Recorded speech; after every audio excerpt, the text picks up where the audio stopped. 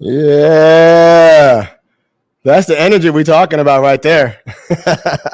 What's going on? I am George 2.0, and I am here on behalf of the Morehouse LA Alumni chapter, bringing you Crown Forum a little bit later on in the day. And it's given us the opportunity to have a conversation with three brothers that I really respect, that I've known for quite some time.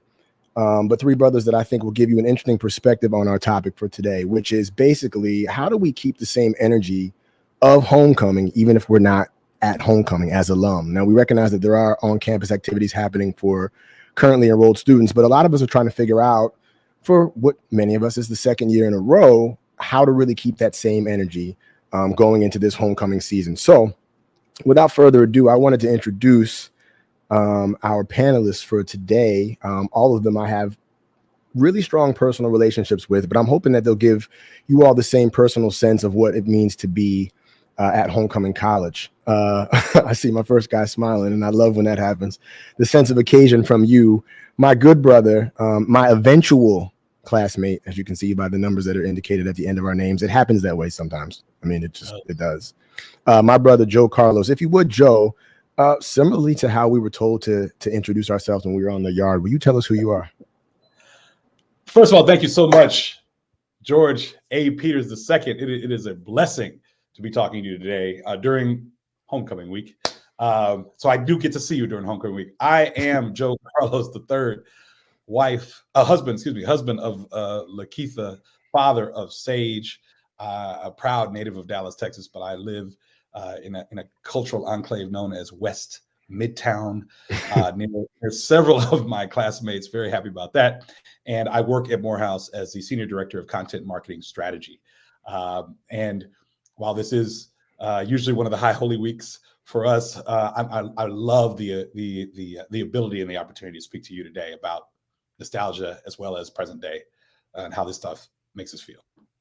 I love that, Joe. Thank you for being here. And also just thank you for always being there. You know what I mean? All right. Up next, we have my good brother, who I think, yeah, you go. Okay.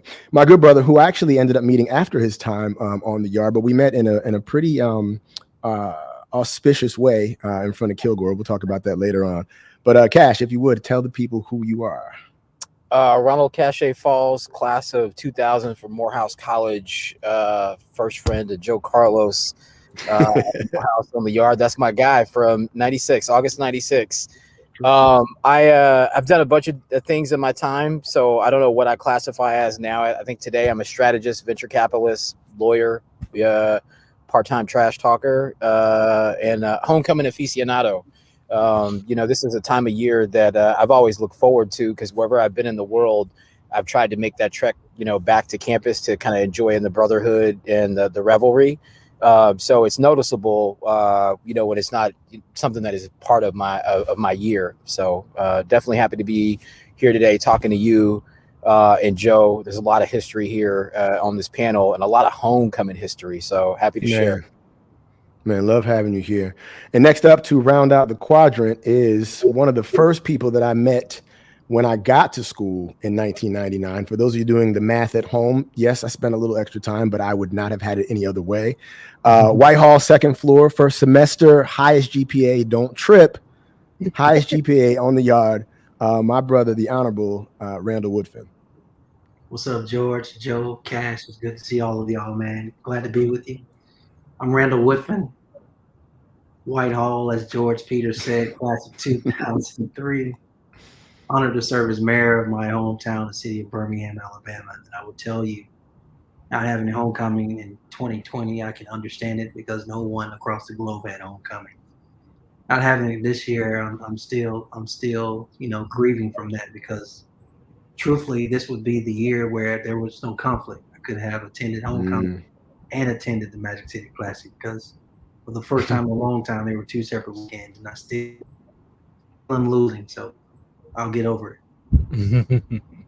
Well, hopefully this is going to help people get over it. As I said before, on behalf of Brandon Rainey, president of the Morehouse LA Alumni chapter, gave us the opportunity to have a conversation, right? And that's really what this is. There's no pomp, there's no circumstance, other than the fact that in the style of Crown Forum, we have given you occasion. So before we get into the proceedings, it seems only right that we have a little bit of prayer. And if that's okay with you all, you'll thumbs up if that's okay. Great. I figured. Well, we asked if Dean Carter was available. The technology thing, I'm not sure how it kind of worked out. So we we got a brother and a friend to all of us to come in here and give us I should have known. the Reverend Doctor. Yeah, I am. This feels like homecoming already now. Feels like Whitehall, doesn't it? You gotta be doing that. You gotta be doing that. Reverend, if you don't mind, would you take us in? I don't mind. Let's pray together. Gracious God, we thank you for being a curator of homes. We thank you for allowing us to be able to experience your love as you come and make a home inside of us. And you allow the love that you create to radiate wherever we go, every place that we call home, be it our native cities, be it our mother Morehouse. Wherever we are, we feel at home, and we thank you for opportunities like this to share our experiences, our love, and the importance of connecting. Now, in the spirit of connectivity, would you remind us of your great love that binds our hearts together? In Jesus' name I pray. Amen. Amen. Amen. Amen. Amen. Amen. Wow, Reverend Dr. Cox, I think now is official. I think that Crown Forum is in session. We thank you for being here. We anticipate reaching out to you again through the comments for the rest of our time together. Thanks, man. Thanks for having me here. Good to see you guys. Appreciate you. Thank you. Love Cox.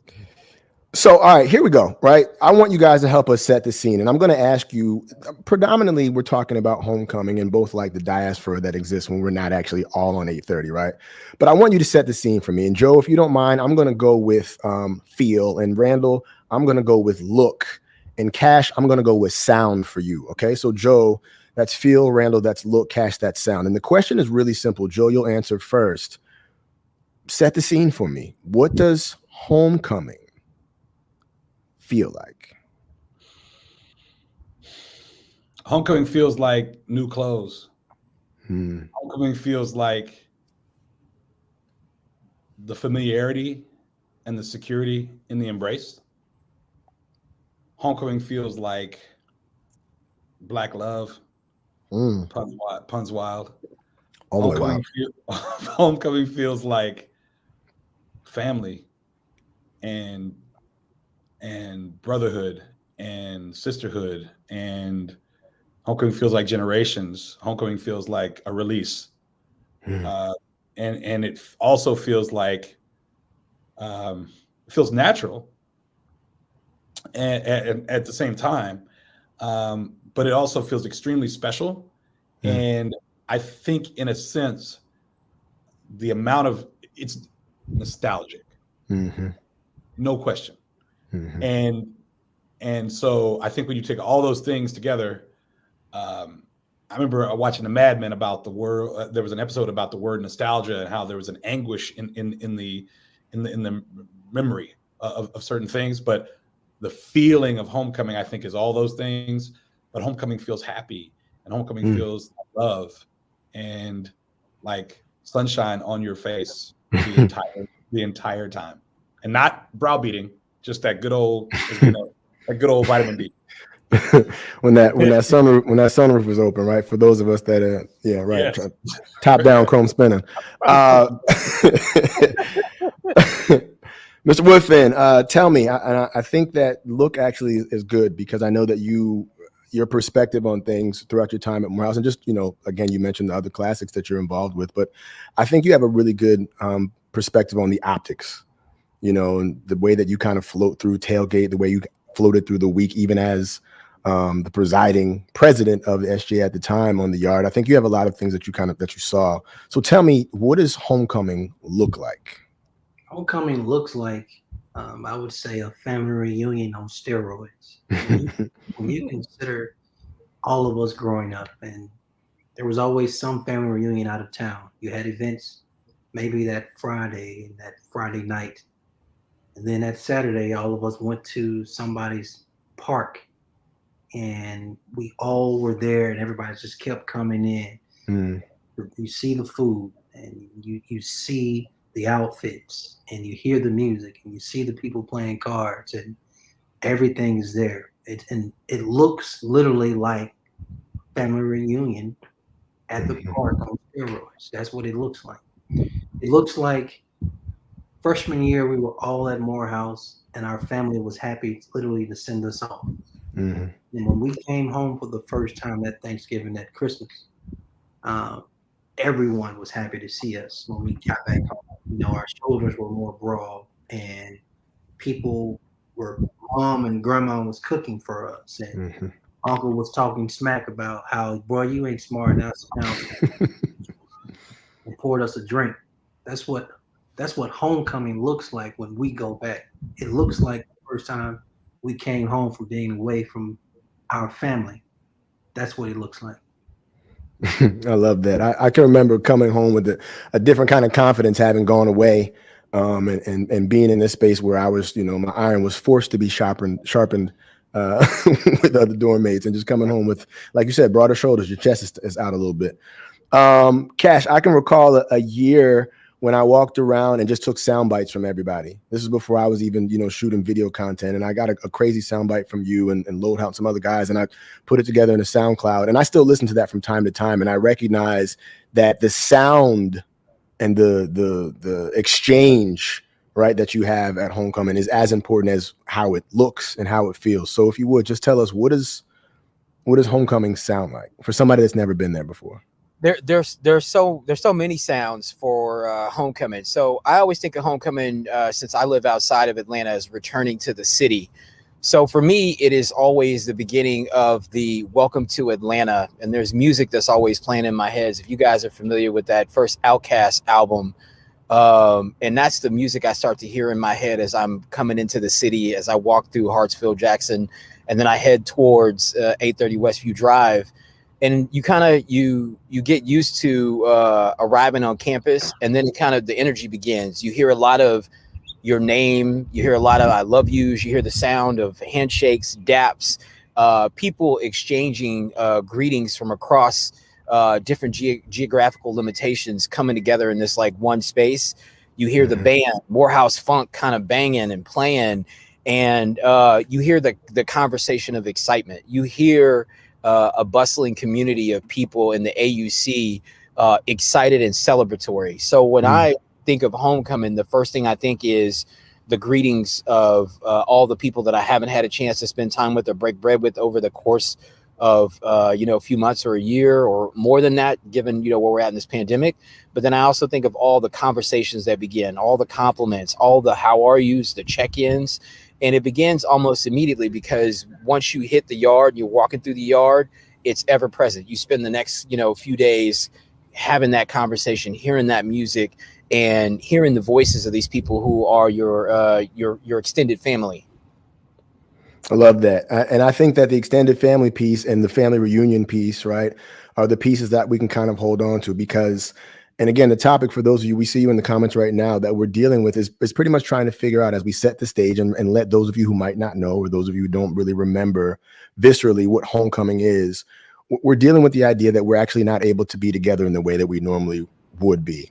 And I think the family aspect is the part that makes it the most difficult, because as we know, homecoming is not just about that game on Saturday. There's, as Cash said, the second you hit the ground, I remember for us back in the day, it was like, who am I going to run into at Lennox as I get this last pair of socks before I go to Black Glove? Like, all of that is homecoming. It's nowhere near the AUC, but like that might as well be campus. Like the bucket shop is campus, right? And so for us, figuring out now how we take those spaces that now we're not able to. What's up, Chris? What's up, man? See what I'm saying? And that's homecoming, right? That's what you expect.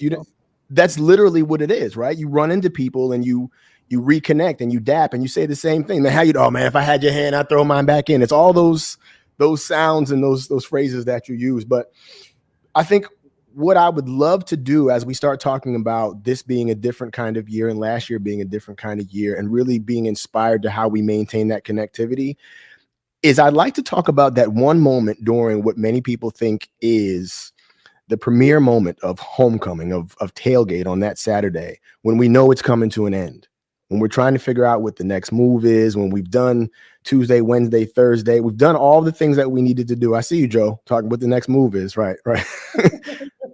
Okay. All right. I'm sorry. I was laughing. But there's this. Yes, present day. Thank you.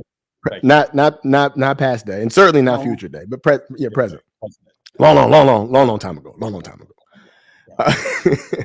There's a moment, and Joe, I'd love for you to speak to it first. There's a moment that was coined as golden hour, a very special time on that Saturday. Some of the times when the pictures look the best, some of the times when whoever has that last bag of ice is or the last bottle of water or the last sip of whatever is like the hero, right? Tell me about, as we start talking about what it means to be in spaces where we're not together, tell me about almost that anguish that you talked about from the madman. Like, tell me about that desperation, that feeling, that excitement that is sort of palatable during this time of day. And if you would you tell us about what is golden hour? Man, what is golden hour? Golden hour, and shout out to Second Lieutenant David Allen Calloway. The first time I heard golden hour was from Dave Calloway, Morehouse 04. Just as good. The golden hour is that time. It is that time that you're talking about. The game's over, the sun's going down. You're chasing the light. You're literally chasing the light. There are a few things happening, but let's be honest. Saturday night is for that closer group. Saturday night is not necessarily, depending on age and how long it's been since you've finished, but everybody's trying to figure out what's next. But at the same time, you're trying to hold on to that feeling, this thing that you've waited for all year, and the light is never as beautiful. I can remember in 2007, for some reason, I decided to order. I got 2 or 3 cases of water, and no one touched it literally until the golden hour. And we all needed water. We needed to be hydrated. Okay, we all needed to be hydrated. So we had water, and then I ordered 2 huge trays of banana pudding from Dreamland. And I remember golden hour in 2007, we were drinking water and eating the banana pudding, and we're looking at each other and we're reminiscing and we're trying to have this conversation. Telling a story we've told 20, 30 times. The picture, as you see, the pictures aren't, the quality's not as good because the sun's going down. Yeah. Gosh, the feeling is just as strong. The memories are as strong, or stronger. And golden hour kicks off the beginning of the end of that day that you've waited 365, or in some cases 2, 3, 4, 5 years for. And it's a special time, man. And we wait for it. Yeah. I got some great golden hour pictures, but we wait for it. And it's worth it all the time. I love that. Randall, golden hour to you, just considering the fact that you know that you've waited 360 some odd days to get back to this moment. And that it is, we're chasing sunlight. We're chasing that last hug. We're trying to see that last person. Like, what happens for you during that moment? So it depends, right? The first 20 years. It's only been 20. Like, let's just say it's been almost 20 years, right? Yeah. Not exactly 20, but it's been almost 20. Those first few years, I was trying to figure out the next move. It was it actually making it to the actual step show? Trying to see somebody that you may have dropped the ball in college, and you was like, is this the moment? Hey, he's telling the truth. That's why I asked when you were talking about it. That's why I asked when. Yeah. Try to figure out brunch, or can you see her before you actually leave? There you go. But let me tell you what it is now, because I'm old now. I look forward to that nap as soon as that golden hour.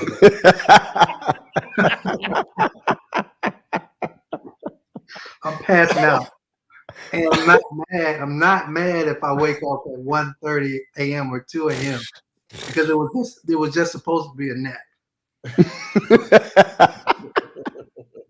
But truthfully, the golden hour for me at this point, I'm semi-sad. Let me just be raw, candid about my feelings for real, because I realized this moment, it may be an entire year before I see that person again.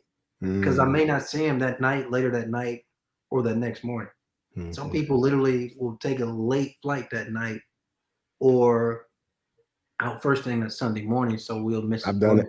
Yeah. So for me, it's trying to capture that last moment with friends because I may not see them again, or they may miss next year's homecoming. Yeah, I've definitely been the person that, you know, had something else going on and been like, look, I'm going to get 2-3 hours of tailgate, like, and I'm going to snap as many photos as I can. I'm not going to look at them until I get on the plane. Right. But I got to make that 7 o'clock. If I don't make that 7 o'clock, I'm in trouble. Caishe is somebody who, again, was able to get out of school on time. And before even with this group right here, you came back in. Congratulations for that too. Right. But you came back in often knowing that you needed to maintain those ties. It was important to you to make sure that you kept, you know, that connectivity. How did that work for you, knowing golden hour was coming, knowing that you probably had somewhere to go? Like, how did you really like navigate spending time building those personal and business contacts over the cacophony of tailgate and really being able to still appreciate what golden hour was? So for me, it's always about prioritization, and it always depends on the year. Some years I'm in the programming and planning for the week and the weekend, and sometimes I'm not. And I think it's a lot less stressful when you are not in on the programming and planning. So if I'm not in on, you know, one of the events that's happening, I get to just attend and enjoy homecoming, which makes it a lot more engaging for me. So I would say in the last couple of years, there's been less of that, less of the planning on me. So I'm usually trying to figure out where am I going to go during the course of the weekend to see the most amount of people. So I know, Fridays are usually scattershot. You got to either commit to 1 or 2 events in order to see your people and to see them kind of spread out over a couple of events. And then you have to make the tailgate happen in a certain time or way. And you have to accept the fact you're still not going to see everyone. You know, it's the world's largest outdoor cocktail party. And it's hard to make your way around all that, you know, activity and actually check in with all the people you want to see. So a lot like you, George, you say you're taking pictures and you're just going to look at them when you get back to the airport. You're trying to grab as many of those conversations as you can, introductions as you can, catch-ups as you can. You're seeing wives, husbands, family, children, administrators, police officers, you know, just people from all different like phases of where you've been, and they're all there in the parking lot. And you know, as the afternoon is going and the revelry is going and the sun starts to set, you know what's coming, the end. And you know, there's, like Randall said, there's that little bit of apprehension because, you know, I've only got a few more hours with these people. For me, it used to be a situation of I have to fly back to the other part of the world. And I have to accept the fact that not only am I not going to see these people, but I'm going to be separated from this sort of fabric in my community for a period of time. And, you know, that was a reality for almost 8 years where I would come from, you know, random parts of Asia to make homecoming. Like I specifically came from the other side of the world to be somewhere for a few days because it meant that much. So there used to be a lump in my throat as the sun was setting and, you know, kind of walking towards the parking lot and kind of seeing people start to filter out because, you know, most of those people are going to crash. There's not going to be the Saturday night rally. You talk about the rally the first couple of years and then you realize, it's just not going to happen. But you realize as that's going down, whoever you don't see in that parking lot, it's unlikely that you're going to see them again for a significant period of time. And I think the hard part is depending on how far you have to go or to travel, it's going to be a long time before you get to be back in that restorative energy again. And that's sometimes sad. Man, that scramble in the parking lot, right? Like and there's competing agendas. There's that person you said you were going to come back and meet. You still want to go by your freshman year dorm and take, you know, your significant other that you brought to their first homecoming to see where you actually started going to, you know, to classes. You want to go by and take the picture at the plot. You want to peek in and see whether or not it's, you know, they have the same plates and shivers. There's so many things you're trying to get accomplished. And you might have had a spirit or two, you know, that kind of makes some of those things a little bit difficult. It makes it, you know, there are impediments, right? But to your point, and I think that this is kind of how I want, you know, us to focus the rest of this, just a couple minutes we have left here for this conversation. And being a part of the alumni chapter here in LA, we've talked about what it means to keep that same energy, right? To recognize that that homecoming is restorative, that it is good, you know, for your soul. One of the things that we've been joking around saying is that it's homecoming all the time and all the time is homecoming. And understanding that we're trying to keep right? that same energy, right, makes it be the kind of thing where we're trying to figure out what would you all, the three of you, suggest is the best way for those of us in our satellite alumni chapters, or if we're just giving money back to the school each year, or if we're just wearing our sweatshirts throughout the week, or our old, PE gym shorts, throughout the week. What is the one or two things that we can do that can kind of keep us connected with the school in a way that not only honors the traditions that we set forth, not only promotes the future of the school, but also inspires the next generation of would-be HBCU and AUC, and specifically Morehouse College students? And I'll open that up to whomever wants to answer first. I mean, you gave us the different ways to stay connected. I would say the best way is I'm literally on a group chat with the Birmingham Morehouse alumni chapter. Sometimes, man, I'm like, yo, go to sleep. Like, what we doing? But these cats are like, they're active on every subject, not just Morehouse College, present Morehouse, but just issues across the nation globe. So, turning that chat into, hey, y'all, let's go have a drink, let's go have a meal, let's like go out and see each other in person is very different from just being on the group chat. And so I think that's just one way. I love that.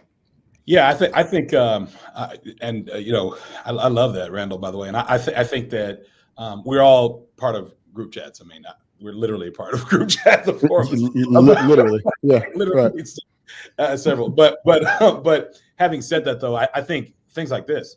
I mean, I of course I applaud Morehouse LA. I don't know the new name. I remember when it was Glamour. So I applaud. Yeah, we're still Glamour. Still Glamour. It's still Glamour. Still Glamour. You can't forget it, right? When it's Glamour. So, which works for LA, right? So I think the things like this, having a list of events and saying, look, we're not going to be, just because we're out here, just because this is going on, we're not going to stop. We're not going to stop. Yeah. We're in year 2 of this now, and we're going to get even more innovative and more creative with it. I think it's beautiful.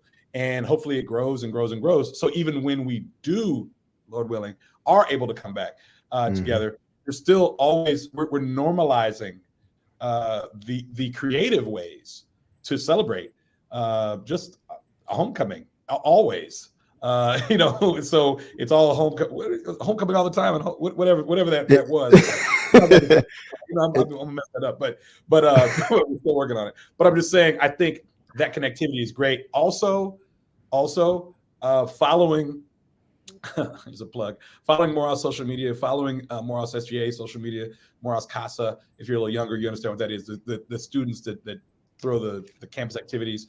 I think you get a sense and a feel of what the students are doing, what they're up to as well, which should keep some of that spirit alive. Because I'm on campus now, and about a quarter mile from me, they are living it, getting ready for the fashion show. Okay. The fashion show. The fashion show. Night. The night. It's a pretty good night. Exactly. Now it's outdoors, under the stars, and it's beautiful. It's homecoming Thursday. So it's sun-kissed, beautiful outside. It's about to start. Yeah. Oh yeah. Yeah. Like it's about to begin. When I walk out, I'm gonna see the streams coming from the back gate. I want to see the streams of students come from the back gate. Just when I left yesterday, they had a big concert. I literally saw about 400 or 500 Spelman students walking from the gate to what we call the front gate, but it's for the back gate. Walking from the gate over to our event in the beeline. I mean, that's what it's about. But I think we can find ways to do that at home as well. I'm sorry, kicking it over to Caishe. Honestly, I feel like the late Thomas Blocker said it best. Whenever there are more than one of us, come on, man, why wouldn't you want to be there? So I think there's a favorite phrase. Period. I love that. Yeah. God bless Thomas Blocker and my roommate Donnell Cummins freshman year, Mace Hall. But let me just say that I think that there's a level of ownership on the relationship with Morehouse and homecoming that everybody kind of has to take. So the last, 2 years have not been ideal, but people have still managed to find a way to be connected proactively. people, have done, Zoom calls and done check-ins. We've co-opted other events. I mean, we showed up last week in Birmingham and we turned it into a homecoming, running Tuskegee up out of the stadium, and it had a homecoming like type vibe, and people were acknowledging the fact this felt like homecoming because they needed it. So I think, people making an active attempt to engage, to seek out the sources of information, and to connect with people, because we're all, kind of in the same space of these milestones: homecoming, candle, graduation. And we're all missing them the same way. So I think if you feel disconnected from the Morehouse, the Spellhouse community, there's a way for you to kind of be engaged in this transition place where we're not able to kind of come together in the same way. But I think people have to take a level of ownership on that portion of it and go out and engage. Like come say hi to your people, or participate in some of these alternative ways to build community for us. I just want to jump in. I just want to say one thing. Again, I apologize, George. No. To what Cash just thank you. To what Cash just referenced, and what we talked about a little bit before. I think keeping the homecoming spirit in your heart is not taking for granted when you see and you're around your brothers or your people, right? So I think when we were in Birmingham for Randall's re-election, that was a homecoming experience because we were together. When we were when we were in the week before, I was at a wedding. I was at a wedding of my dear class, George. We were at a wedding of our dear classmate, Dave Campbell. That was, we said it, that was homecoming, right? The spirit of it was, we were there, it was love. We had real conversations about real things, enjoying ourselves. And then last week, thank you, Randall, for opening your city to us, giving us an opportunity to tailgate, to party, to watch a football game together, all together. I mean, beautiful. And we won the game. We won the game. Where are my keys? We won the game decisively, 64.4% type win. Yeah, we won the game. There they go. And so I think those are you find them and you claim it as such. Yeah. I love that. So and I see you, President B. Randy in the comments shouting out Joe's sweatshirt, and a shout out to Clark Jones, real quick. Shout out to Clark Jones live. We did it. So as we close out, and I told you guys, we're going to kind of keep this confined, to be early is to be on time, or whatever. What I'm thinking is, in addition to understanding just how the homecoming spirit isn't relegated to just the campus, and recognizing that even though we're in 4 different corners of the world right now, nobody can tell us that we are not at homecoming right now. This is that. And to your point, I mean, it is, right? Because, and the truth of the matter is, for those of you watching along, if we were at homecoming, we probably would all 4 be together anyway. So it even more feels like that. But as I consider encouraging other people to join the alumni chapters in your local area, shout out to Morehouse LA, and just shout out to the alumni chapters doing the good work and really making sure that we're connecting with what we refer to as the old heads, which I imagine I'm one now, and even those that are freshly graduating that are reminding us of, or refreshing us with their experience.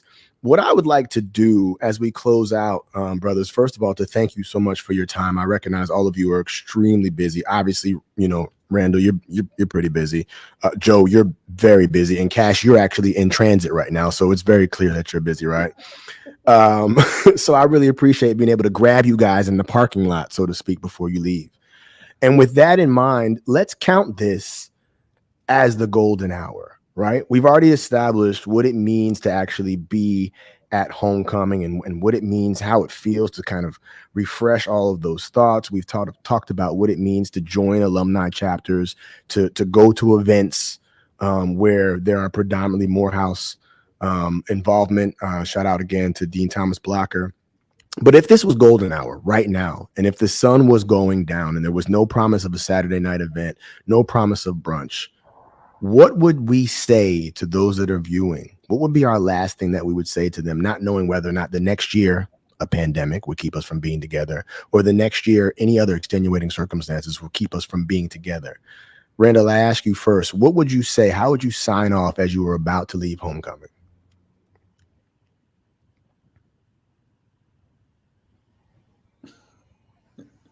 I think I got you on mute, brother. Hold on, let me see if I might. I may be able to. Yep, there you go. I'm on. I got you. Listen, I'm stumped for words because I'm sober right now. So I'm just. I'll take it. I'll take a sip for you, brother. What will be the actual words? Because the words do come out a little bit easier after a little bit of happy juice, right? Yeah. I mean, the words. The words flow like yo. It's that green drink. It makes it move. Yeah, I'm still stumped. You're gonna have to go to one of the other fellas. All right. Let me take it to Cash. Cash, we're walking out. We know that we haven't seen each other since the last time we saw each other, right? We're in the parking lot. And it's not even the parking lot anymore. There's a parking deck. And there's a leadership center. And there are all these things. Gutbusters, Collegiate isn't there anymore, but there's so many things in place of it that make us feel excited about what's to come from Morehouse College. Send me off. Send those that are watching it right now. Send us off and keep us in the same spirit going to next year. I think the most important thing that I say to people when we're talking is that it was good to see you. The acknowledgement that we came together in person, we hugged, we dapped, we updated, we traded stories, we tried to bridge the gap of time that we've been apart. And that usually is the thing that I leave with after seeing people in person. It was good to see you with my own eyes and to like talk to you, to engage, to fellowship. So I think when I leave, I'm usually saying two things. It was good to see you and SVR. There we go. Love that. We're there with that. I'll just add to what Cash said. Listen, man, I'll be in your city soon. Let's catch up when I'm there. Yes. Yeah.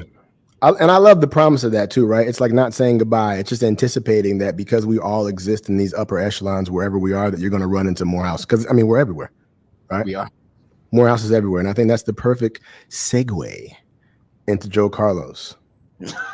Oh, okay. No, I love everything. I love all those comments. One thing I say is, hey, let's do it for real. Not like it's at homecoming and you're leaving. I say that to people. So I think you're looking, it's magic hour. It's golden hour, excuse me. And we're leaving and I'm just like, hey man, I loved it. Appreciate it. Because I'm going to also make it clear you're not coming with me to the and I know all three of you know what I mean. The three of you, I mean in the same space, but 99% of you I will not be. So this is a firm, piece. There might not be pictures, probably won't be. Yeah. So I'm saying it in earnest. I love you, but we are going. I love you, period. Period. Dot. So and this is really me, George. I'm here. You know what I'm saying? This is really me, Randall. This is really me, Cash. I think you all know that. So hey, thank you. I'm going. Where y'all? What's the move? What y'all about to do? Man? The thing we've been talking about that you got my you just let me know what. But it's love. It's love in it. I will say this, Joe. There was a year, and I believe this is maybe 15 or 16. And you had the keys, and you opened up the bathroom for those of us. That was 11. See what I'm saying? It runs together. That was together. I did in this very building. No, that was big because with no porta potties. Hold it. Hold it. And you made an announcement too, which was really fair. I'm going. If you need to go, I'm going, but I'm gone. And with that in mind, shout out to the Inglewood Theater Group, who I'm told is watching this and is excited about going to an HBCU. Please, if you have any questions, comments, queries, or concerns, please reach out to us here at the Morehouse LA alumni chapter. We would love to have some of the students come in and spend some time with us. There'll be a weekend of events that we're doing safely this weekend. But apart from that, we'd love to spend time with you, and particularly the theater group, and just kind of spending some time and letting you know what it means to be a Morehouse man, what it means to be a man of Morehouse. Randall, Cash, Joe, I appreciate your time. I really, really do. I think you're just amazing people, and I really appreciate y'all just bringing just your love and your insight and your experience. Any final words? If not, we're out of here. Final word to Happy you. homecoming. Happy homecoming. Thank you. Thank you, George. Happy homecoming, brother. SDR. what he said, but your brilliance, I your love it. creativity. Shout out to Morehouse LA, and thank you for leaning into your skill set and so naturally, effortlessly making this all work. And I needed this conversation. I'm coming to LA. I'm coming to LA this month, brother. So I hope to see You right here. See what I'm saying? And that's exactly what you said you would say. And now that feels real. And we will be right here. Yes, sir. Cash, when you back, let's do it. Hey man, I'm making it happen. I'll hit you on the jack. You know it. Joe, I love you. We out of here. Love you too. Listen, y'all, we really appreciate you all being here. This was just an amazing conversation, but there is more. There's always more. So please go to Morehouse LA's Facebook page, our website. Find us on Instagram. Spend some time really digging into whatever your Morehouse community is near you, especially you, the brothers who are going through homecoming withdrawal. You don't have to, because quite simply, it's homecoming all the time, and all the time is homecoming. Peace.